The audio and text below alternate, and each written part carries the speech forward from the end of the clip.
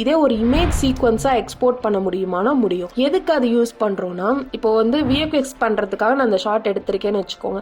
இதுல வந்து எனக்கு ஒரு சில லைட் எஃபெக்ட்ஸ்லாம் வேணும், ஒரு எஃபெக்ட்ஸ் கிரியேட் பண்ணணும், அவங்க வாக் பண்றப்ப ஒரு ஸ்மோக் எஃபெக்ட்ஸ் கிரியேட் பண்ணணும்னா நான் இமேஜா கொடுத்தா பார்த்தாது, இமேஜ் சீக்வன்ஸ் அந்த ஓவரால் ஷார்ட்டா நான் வந்து கொடுக்கணும். அது எம்ஓவியா கொடுக்கலாமேனா எம்ஓவியை விட வந்து பிட்ரேட்டோட டெப்த் வந்து இமேஜுக்கு தான் ரொம்ப அதிகம். ஸோ அதனால நான் இமேஜ் சீக்வன்ஸா கொடுக்கறது தான் வந்து பெட்டரா இருக்கும்.